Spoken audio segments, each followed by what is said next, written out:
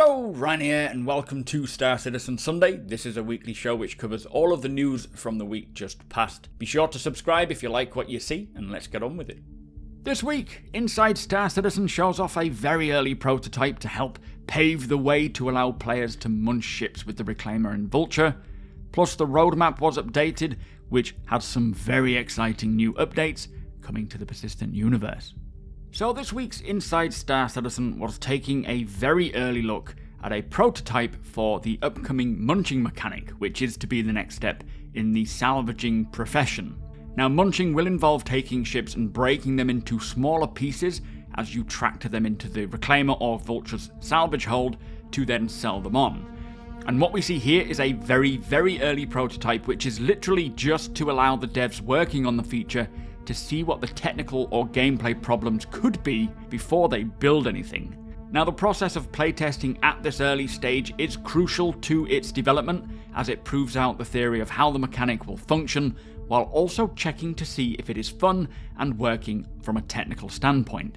And this is the programmer's equivalent of a white box, using assets intended for other things, not salvaging, but putting them together to kind of play through a scenario.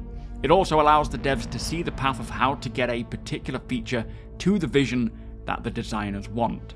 Now, this prototype, which is simply exploring the breaking up of a ship, does not look good. It is very raw, it is buggy, and not at all representative of the final version. It is just a test to highlight the potential issues and goals. And as we can see, the Vulture goes into a munching mode and will in some way break the ship apart.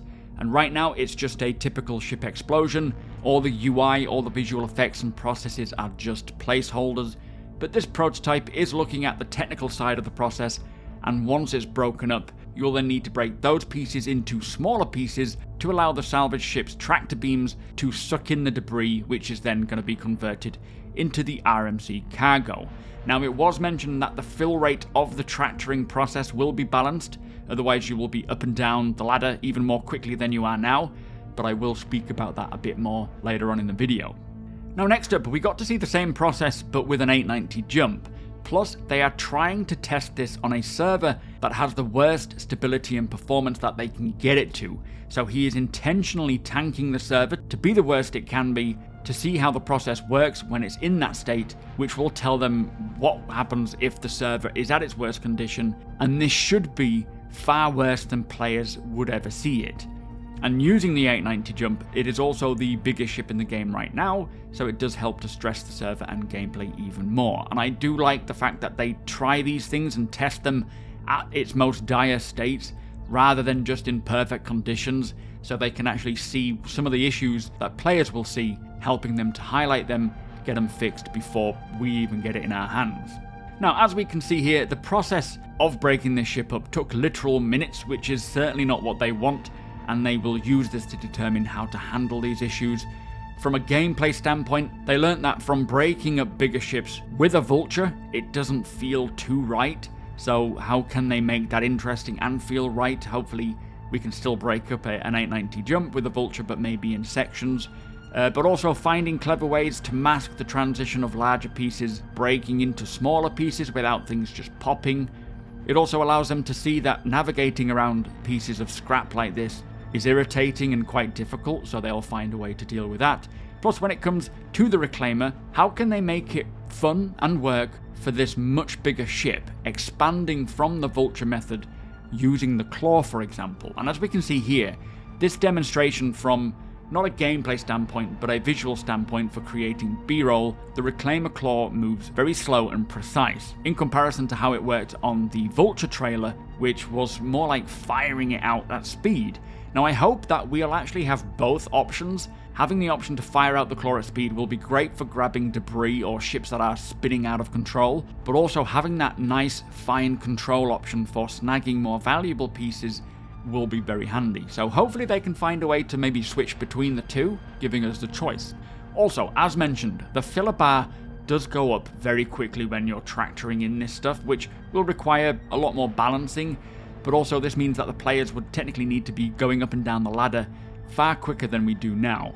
Now, they do want to find a way to resolve this or make it so it's not as tedious, but speaking on stream yesterday, there were a few ideas floating around for about how CIG can solve this, and although I don't mind getting up and moving boxes too much, it can get very tedious after a while and break the momentum.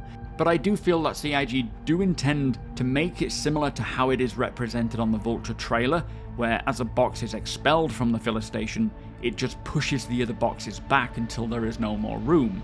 So this would require the player to get up and move it after maybe every 4 or 5 boxes, rather than after every 2, so I'm quite happy with that.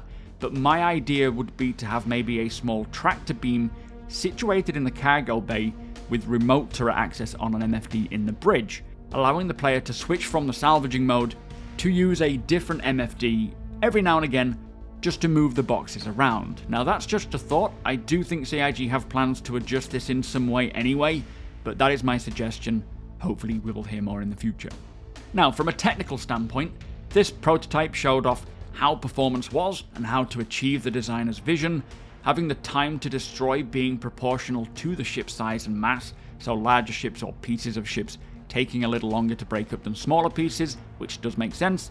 Also how to hook the visual effects and audio, plus with persistent entity streaming now in, they will find a way to optimize this system to adapt the mechanic to work more efficiently. So many key takeaways from this singular very basic prototype on how to move forward. And I will say that it was great to see such earlier examples of development. Back in the early days of the project of Star Citizen's development, we did pretty much see everything from its very early conception through to completion, and that kind of slowed down due to various reasons that I won't go into, but I really hope that we get to see more early work on these systems, as I do find it very interesting to see how these things are made.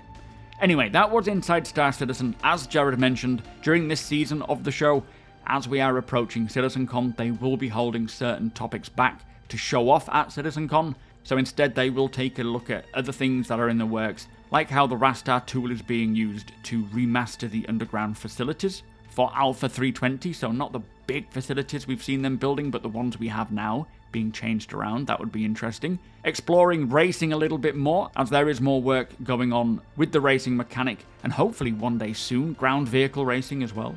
Also, they will take a look at a new ship that's on its way. I believe this is referring to the racing variant of the Fury series. We will take a look or a listen at the Claudius system, which is being used, they say, to create more immersive environments, plus a look around the visual effects team to see what they're up to. Now, I'm very interested in the Claudius system, as this is the new audio system that encompasses all the audio in the game, making it far more stable and accurate, while allowing for some pretty cool technical advancements as well. So some great stuff going on and on the way, without even touching upon the big ticket items for CitizenCon, but with that said, let us move on. So also this week, the Galactopedia was updated, which goes into the lore details on the Horus system, the Vulcan and the Legionnaire. There was a new mission spotlight post, which provides a lot more detail into how to take on certain missions in the verse to achieve completion. Plus it holds competitions to win some cool ships, so do check that link below if you would like to take part.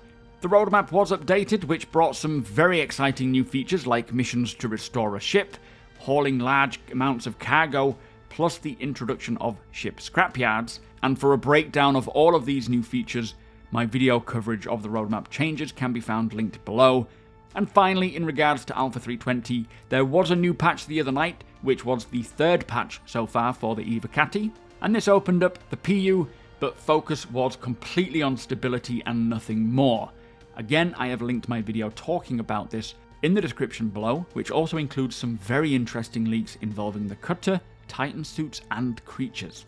So that brings us to the end of the show. If you do enjoy my content, please consider subscribing and hitting that like button. Also, I am able to do this thanks to my very generous patrons and channel members. If you appreciate what I do and would like to help make it even better from as little as $1 a month, all of the links are provided below.